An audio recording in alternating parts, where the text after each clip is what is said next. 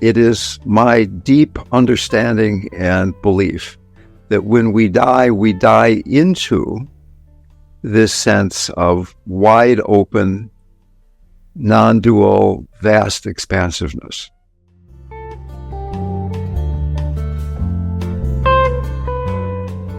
Welcome to Dale Borglum's Healing at the Edge. We are very happy to share with you Dale's profound insight and open heart. Please go to BeHereNowNetwork.com/Dale to support this podcast. Today, I would like to talk about fully conscious dying. Originally, I was going to talk about the path of knowledge and the path of devotion are one. And I was talking to Aurora yesterday or the day before, and she said, "Oh, people in the support groups want to know more about conscious dying." And then I got a phone call from my dear friend Peter in Colorado, who is dying. And in fact, I'm getting on a plane tomorrow morning to be with him. I've been thinking about that. I've been thinking about him. And I've been also thinking about my own practice. Conscious dying is what the Living Dying Project is about. We've talked about it off and on in various contexts over the months and the years. And right off the bat, I would like to even explore what conscious dying is. And you might remember that I said the title of what we're talking about today is Fully Conscious Dying. So let's first explore what is partly conscious dying, okay, which also applies to partly conscious living. Often people, us, them, are going around being unconscious. They're identified with their thoughts, with their emotions. They become the emotion. I am afraid. I am angry. I identify. That's who I am. I'm separate from you. And the first stage of becoming conscious is becoming mindful. You're aware of your experience. You have a equanimous awareness of what you're thinking, what you're sensing, your emotions, your perceptions. Sometimes they're pleasant, sometimes they're unpleasant, sometimes you resist them, sometimes you grasp, and you begin to develop a more conscious mindfulness of what it is that's going on in your life. Clearly, this is the first stage of becoming fully conscious. And clearly, if you or someone you care about is dying, and they're lost in that first stage, oh my God, I'm dying, I don't want to deal with this, oh my God, that is not the best way to die. Approaching death as openly as possible, all the spiritual traditions, the contemplative traditions say, the dying process is the best opportunity in an extended lifetime in which to wake up. Can we begin to practice right now as we're talking and listening here together on Saturday, being mindful? What arises in you as I start talking about death when I tell you that my friend Peter can't eat or drink anymore? What feelings come up? What thoughts come up? What sensations arise in you? And certainly to the extent that we begin to practice now, it will enable us to be that much more fully able to practice when we're in these crucial, critical moments of approaching death. It's very difficult when somebody calls up and says, I just found out that I only have a very short amount of time to live. I've never done any spiritual practice, but I think it would be a great time to start. Well, certainly better late than never. But when one is in critical circumstances, drugs, analgesic medication, a lot of emotions, a lot of family stuff might be flying around, very difficult to start practice then. Can we begin this exploration in a very focused way right now? As we become more mindful, the heart begins to open, the heart of devotion, the heart of compassion, gratitude, forgiveness, the heart of love.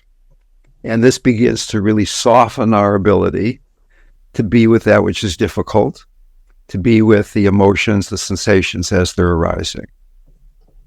And as that deepens, we come to the tantric stage where it's all the mother. It's all sacred.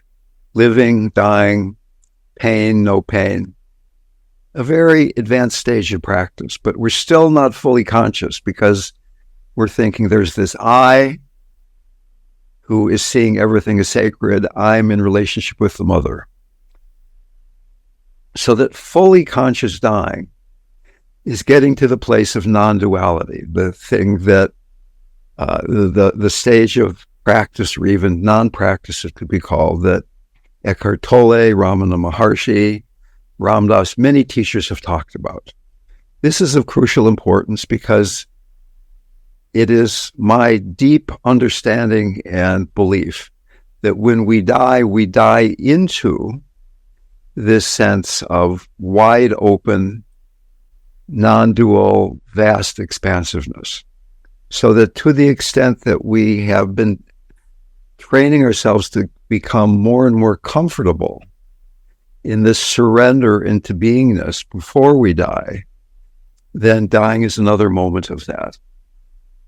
To the extent that our practice is still, I'm trying to be more mindful, I'm trying to open my heart more, I'm trying to do tantric practice, that's a good thing. But what I've been working with in my own practice before the phone call from Peter and before I was thinking about this talk is I just had a birthday. I just returned from a vacation with my son. I turned 81 years old, and I've been doing preparatory practices for 50 years now, right? What am I preparing for? How long am I going to wait to do this ultimate surrender, this ultimate practice? Now, I'm not suggesting that for you or I, that it's necessarily possible that moment to moment, every day to be resting in non-duality. That's a profound surrender. But I've been working with this quality of letting go, not only of the objects of my experience, but who I think the subject to be, resting in that spaciousness. Why are we so afraid of death? Perhaps the deepest reason is that we don't know who we are.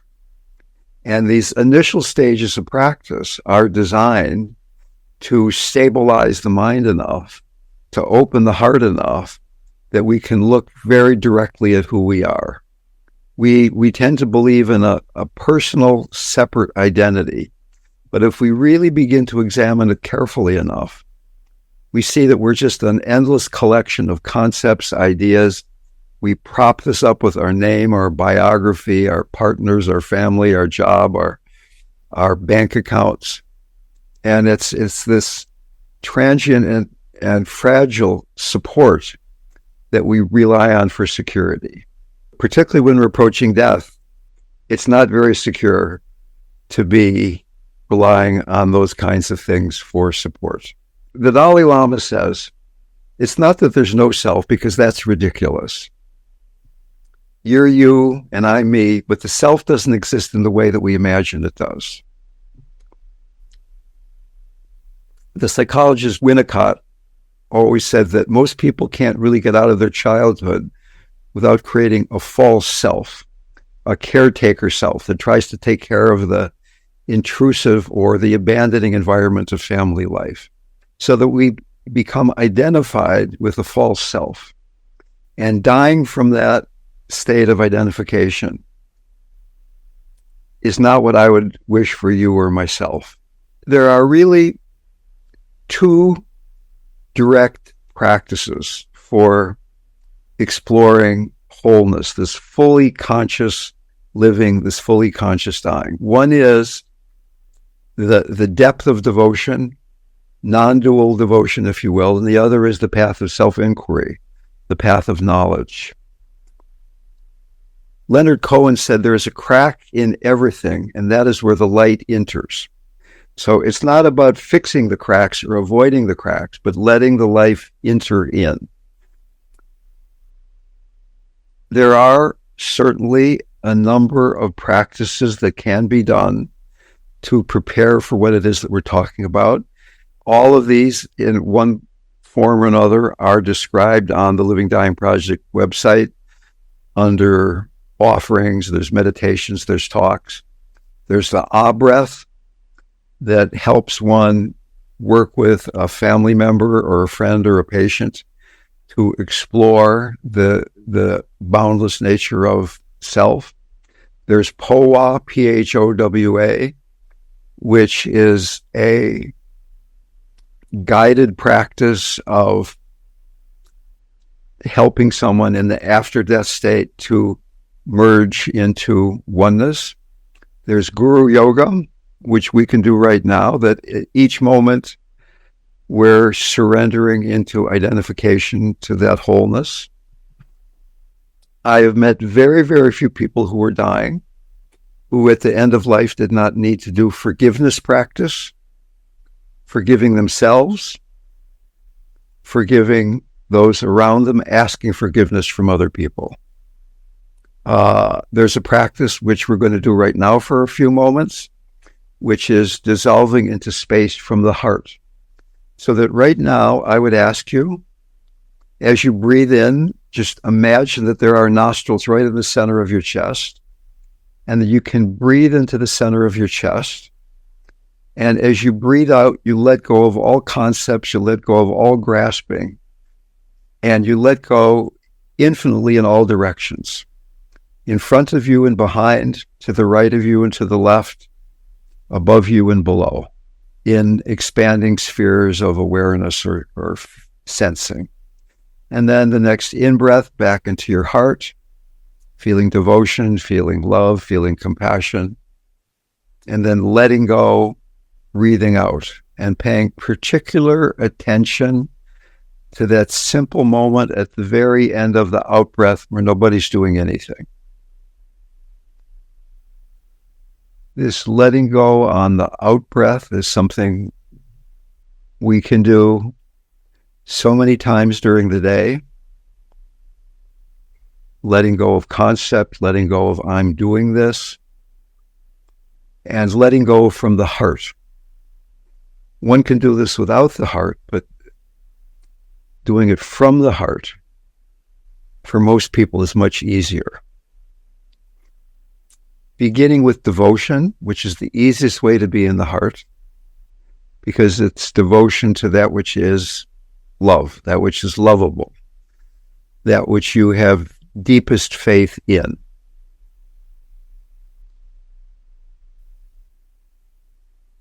And we move on from devotion to compassion, where even when there is suffering that we feel in our own body, mind, when we see in those around us, the open heart can meet that suffering, stabilizing the heart so we trust this letting go.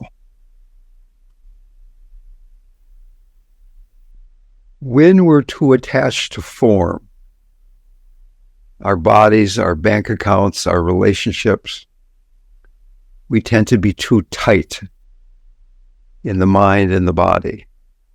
And we're not enough attached to form. When we're not paying enough attention, when we're just kind of floating around, we tend to be too loose.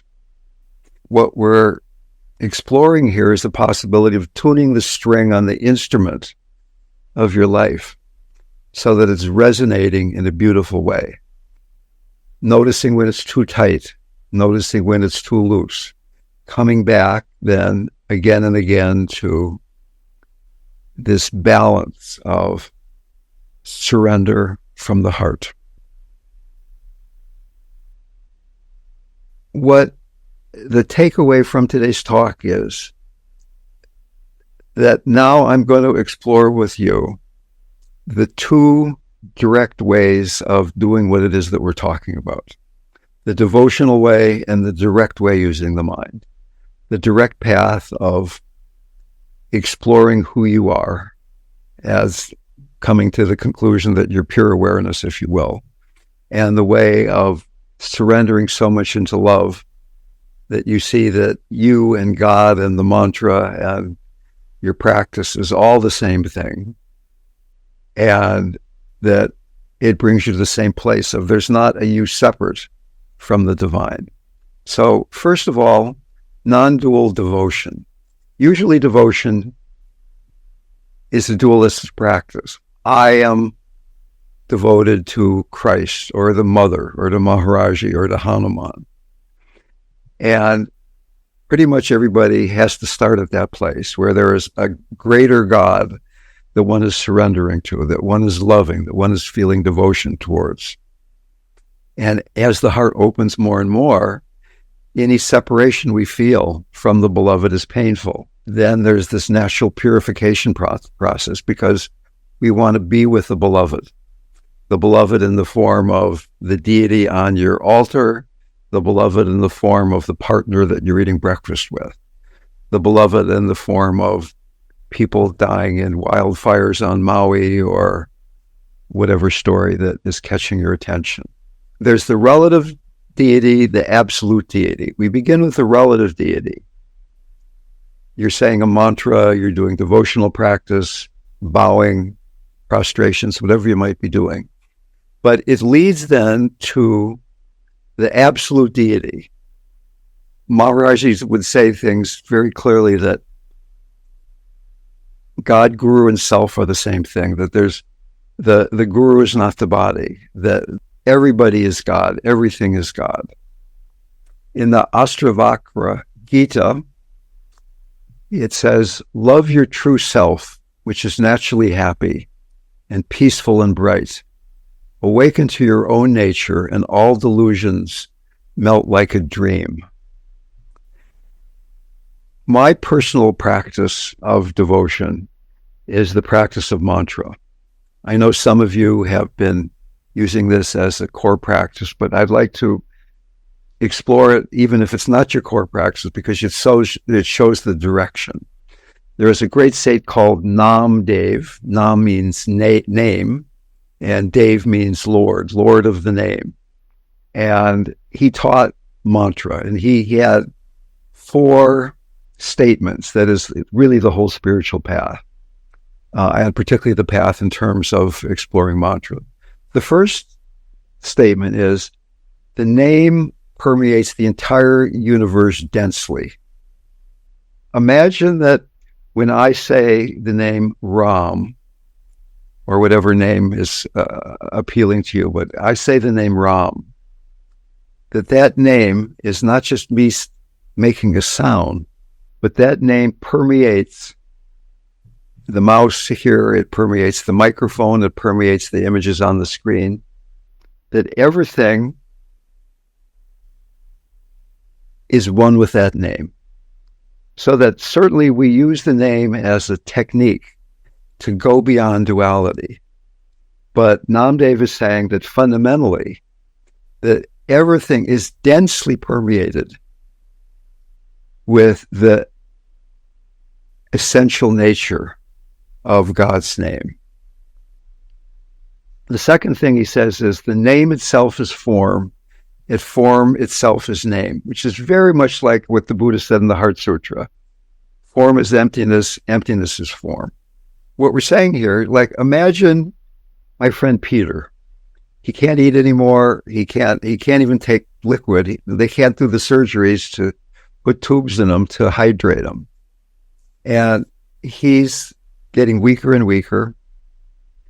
Is it possible then to go beyond without denying the circumstance that he's in, but saying the name so that in the moment, that's everything?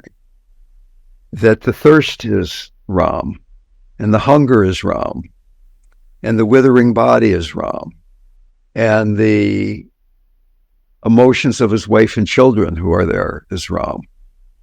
That it's all Ram, right? And every time the mind starts jumping in and saying, but hey, wait a minute, let's think about this, let's get caught there, this is really difficult, let's try to fix this. The heart trusts that it's okay to surrender back into Ram.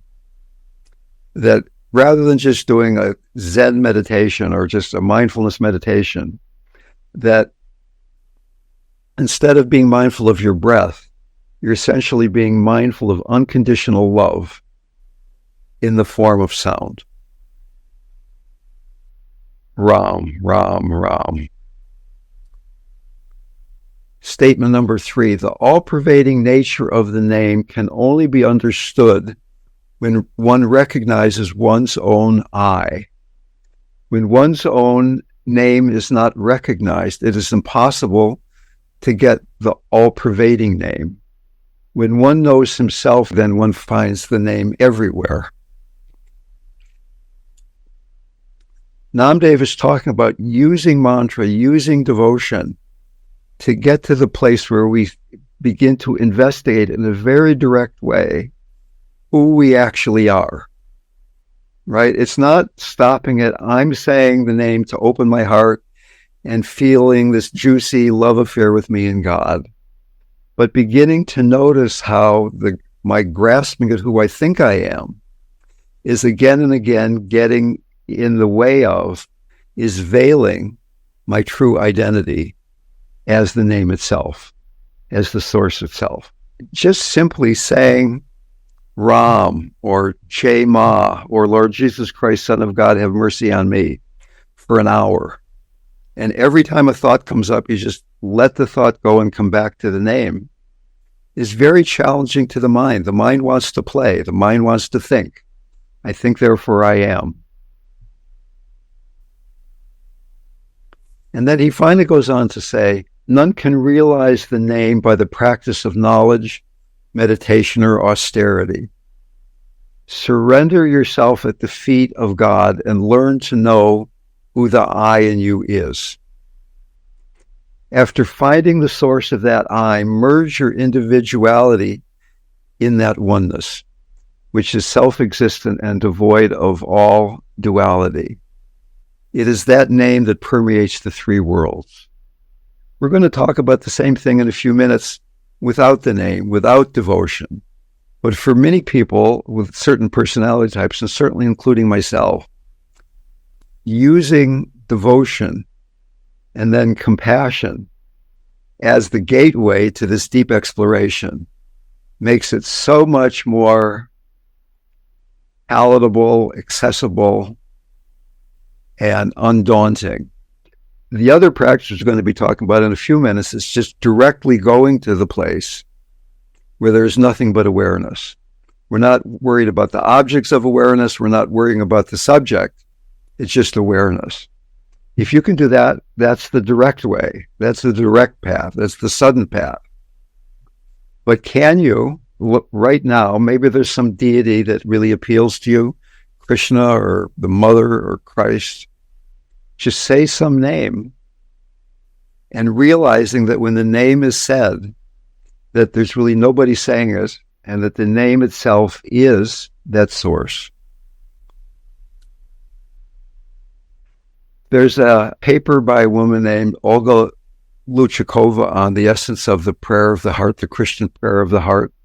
We explored that paper in one of our meetings maybe about a year ago. And she there in a very beautiful way, she's an academic, but in a very beautiful way, I put down academics because I used to be one, I guess, in a very beautiful way, she talks about using the prayer of the heart to come to non-duality. And Olga says, prayer of the heart is above all a search for the living self. Life only truly begins after the self is found. Before that, nobody is. The whole being engagement in the direct intuition of identity. Prayer of the heart accomplishes this through disciplined self-inquiry and embodied worship, which collects the self, transcends the self, annihilates the self, and annihilates the annihilation. That's how deeply we're taking the prayer, that it annihilates the self. We're beginning to see who we are in this annihilation. Once again, without devotion and compassion, it's a very, very steep ask. It's a very, very steep path to surrender into simply awareness, watching awareness. Maharaj-ji said things like, the world is just a dream, an illusion. You can't take anything with you when you die. The only thing that's important is how much you love God. He said, meditate like Christ. Christ was lost in love. He was one with all beings, and he had great love for the world. He was crucified so that his spirit could spread throughout the world. He was one with God. He sacrificed his body for the Dharma. He never died. He never died. He's living spirit, living in the hearts of all.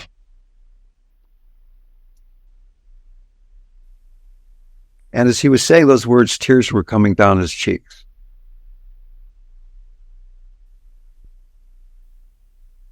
Many people follow the path of devotion, and they get to the point where their heart's a little more open than it used to be, where they feel a little kinder toward other people. They feel closer to God. There's more a sense of warmth and connectedness in their lives. And it's very appealing to stop at that point, that this is devotion. Can I bring it into my whole life? Can I just be in this loving relationship all the time? And maybe you want to spend a few lifetimes being in love with God as this outside thing, this external deity that you're in relationship with. But then that person who's in that relationship is going to die one day. And can we, at least at times, go so deeply into devotion that the subject and the object of I love God disappears, and all that's left is love itself?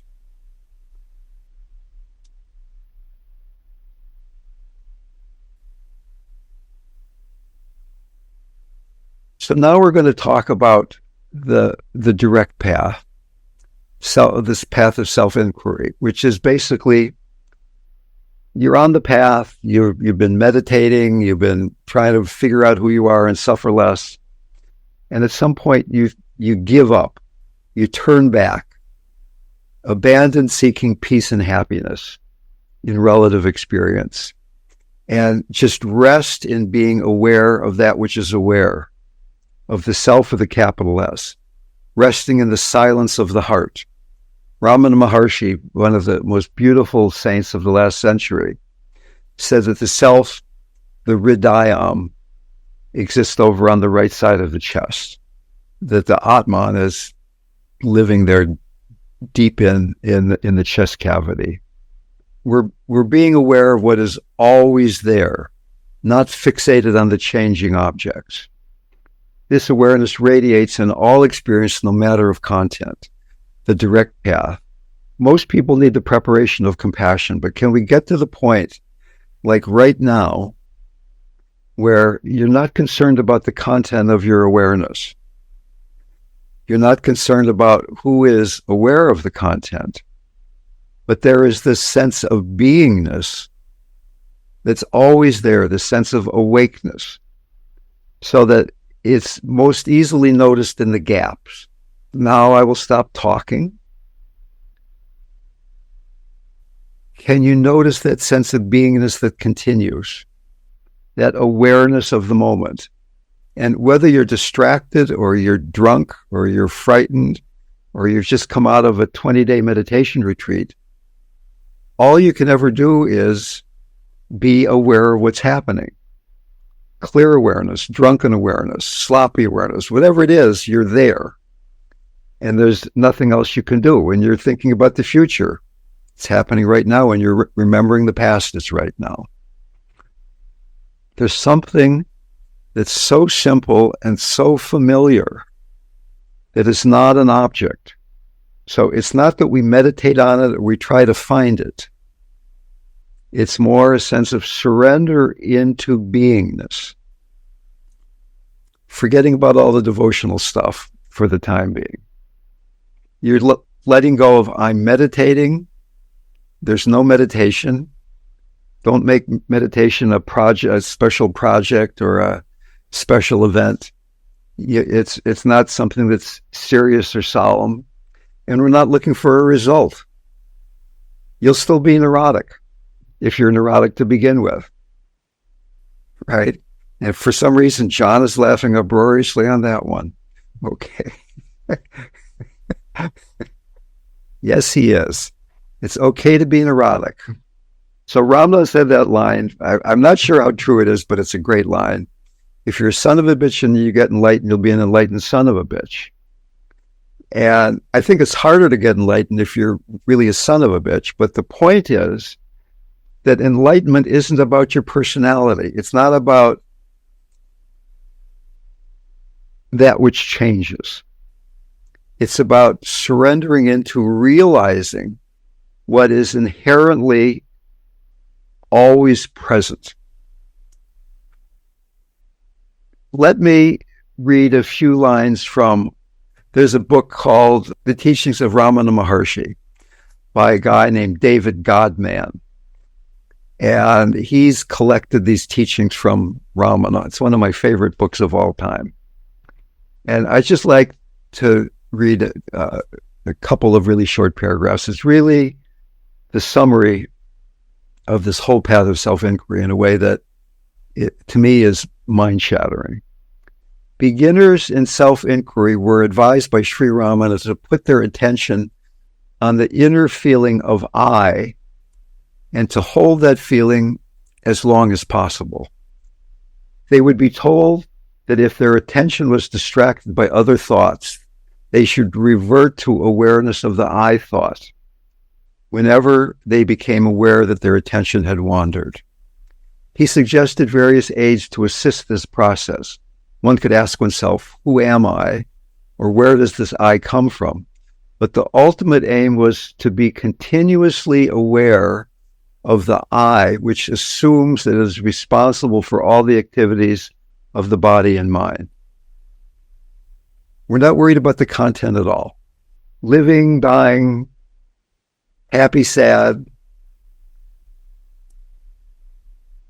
In the early stages of practice, attention to the feeling I is a mental activity which takes the form of a thought or a perception.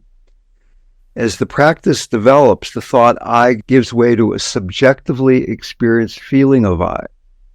And when this feeling ceases to connect and identify with thoughts and objects, it completely vanishes.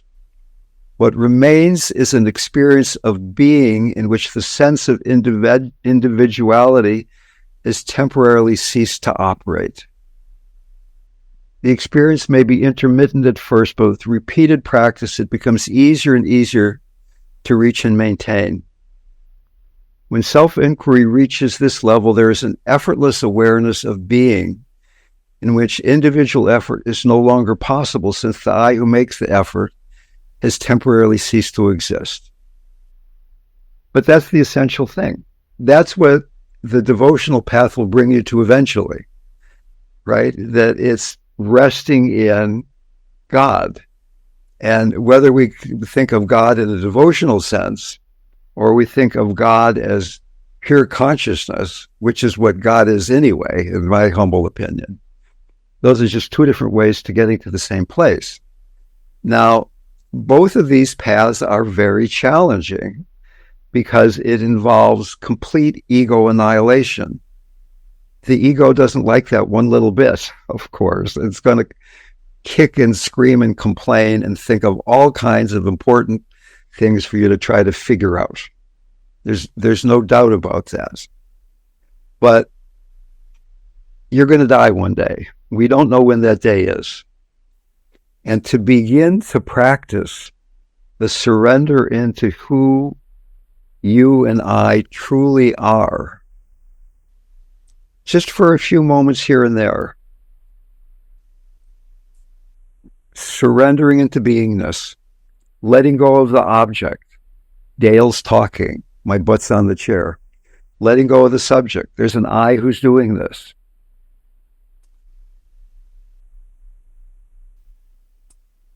The mind tends to slow down. There's a sense of spaciousness.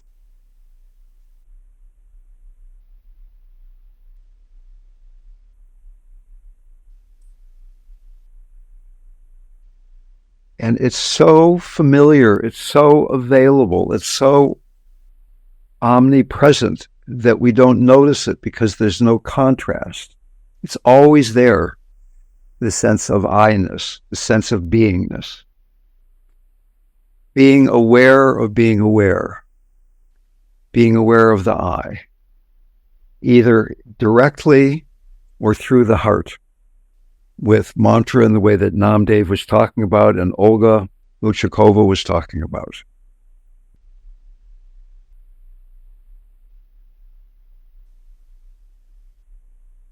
Ramana said, do not meditate, be. Do not think that you are, be. Don't think about being, you are. Okay?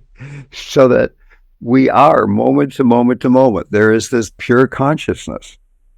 And as I mentioned a few times, my ever-present nerd rises up and says that 3 guys just got the Nobel Prize for quantum entanglement, Nobel Prize in physics, for really showing mathematically that there's only one thing in the universe. There's only one thing, and it's consciousness. Form is emptiness, and emptiness is form. The name is densely permeating the universe. There's only name. There's only one. What a relief. Profound relief to surrender into that oneness. We do this again and again without even noticing. You look out the window and see nature. Maybe you're out in nature. And instead of saying, oh, I like that tree. Oh, that's an oak tree. Look at how the oak tree is shaped. There's just consciousness of tree. You're not identified with I'm doing it or what your concepts are about the tree. There's just that event happening. There's just consciousness. So imagine dying from that state of being. It's just another moment.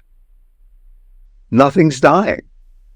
The body dies, the mind, the concepts die, but this fundamental identity does not die. It can't die because it was never born. Now, I get that what I'm saying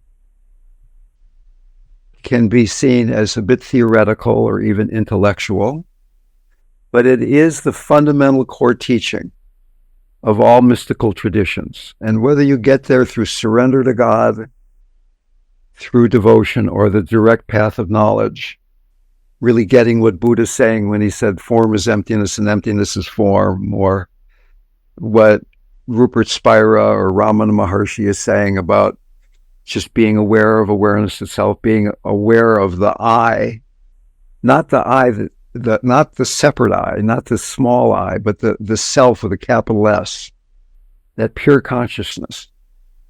Then all of life's vicissitudes, all the ups and downs and ins and outs, they come and they go. There's happiness and sadness, there's birth and death, but there's profound equanimity. When Ramana Maharshi was dying, his devotees said, oh, please don't leave us. We love you so much. Please don't leave us. And he said, leave you? Where could I go? Because who he was not the body that was dying. Okay. I'd like to dedicate the merit of our time together today to my dear friend Peter. And I would like to open this up now to remarks or questions before we take a short break.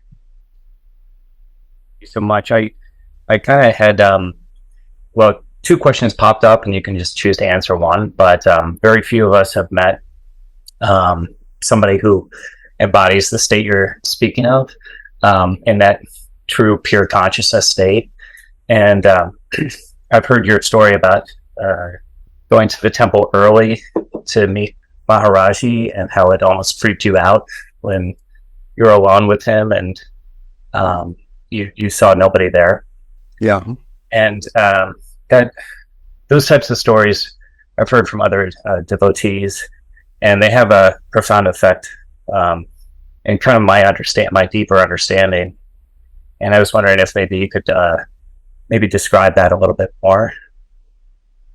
And my other question, should you choose to decide on this, is I've looked up the Nobel Peace Prize.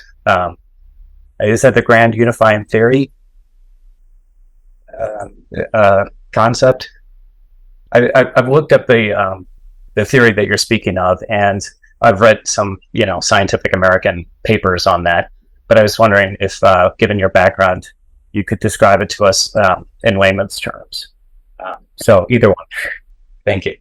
Well, obviously, I like to stick with the first one. Yeah. Although my mind loves the second one. So what I noticed in being around any number of people who seem to me, and a lot of other people seem to agree, that we're realized beings, Maharaj-ji and Christ, the 16th Karmapa, the Dalai Lama, Ingo Kensei, Rinpoche, Kalu Rinpoche, on and on, maybe a dozen people, was that there was an incredible fluidity in their consciousness and behavior. They would have emotions, very strong emotions at times, but they'd just come and go in an instant.